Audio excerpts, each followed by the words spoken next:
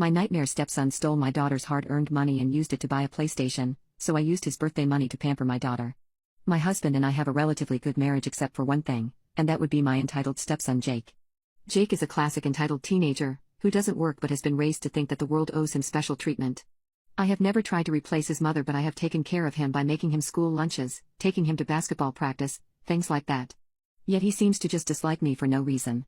He refuses to speak to me and won't even make conversation with me most of the time, only talking to me when he is asking me for money for various things. In complete honesty, I feel like a free taxi service and an ATM for him. I have never once in my life had him do anything for me, not even anything as little as getting me a glass of water when I was sick. I have talked to his father about this issue and he usually says something along the lines of, "You're not his mother, don't expect anything," which is kind of contradictory because he always nags me to take Jake to the movies or give him money whenever he asks for it. Another issue that Jake seems to have is he disliked his stepsister, my daughter Ella, even more than me, and once again it is for no apparent reason. She is 17 and 2 years older than him and she honestly acts like a great stepsister from my point of view. If he needs help with homework, she's assist him. If he asks her to make him dinner, she will. She's always wanted a little brother and almost sees him as one, but I know the fact he doesn't like her hurts her. He sees her as his personal tutor and chef and nothing more.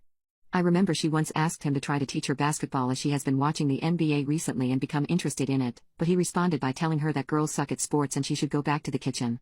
I gave out to Jake for this and his father stepped, asking if what Jake said was actually wrong. It almost seemed like over time the house was getting divided, with Jake being a sort of dictator towards me and Ella, and my husband greatly enabling his actions. I remember the thing that made me realize that I need to stop allowing Jake to walk all over me, and it was when during Ella's birthday Jake did not buy her a single gift and didn't even come downstairs to cut the cake or partake in any sort of celebration, even though just a few weeks ago Ella had gifted him $400 for his 15th birthday. I reflected a lot that night and realized it was my responsibility to set boundaries with Jake. Well, Jake literally came to me the next day asking for a few $100s. I asked him what it was for and he said he wanted to buy a gaming console but didn't want to spend his own money on it and wanted to save. This was when I told him no. He looked at me strangely and asked what I meant by no. I told him I was sick of him being disrespectful to me and Ella, that he had his birthday money and he could go spend it on his gaming console. He went upstairs to complain to my husband and they then teamed up on me demanding I give my son the money. My husband couldn't do it because I make more than him. After a few minutes, Ella heard them and came down and it devolved into me and Ella against Jake and my husband. After a full hour I finally put my foot down after drastically raising my voice in a manner that even scared Ella. They finally relented and I thought that was that. A few weeks later, however, I noticed a new gaming console in Jake's room, so I asked him where he got it from. He said it was his birthday money, but that was a lie as the envelope with the money was right there on his desk still stuffed with cash. I told him I knew he was lying and asked again, and this time he said that Ella bought it for him. Ella was at work when he said that, so I waited for her to get home to double check. I had a strong suspicion that he was lying, but I never expected him to stoop so low, to be honest. When I asked Ella, she seemed super confused and told me no. We then went into her room and went through her wallet, where we noticed $500 in cash missing.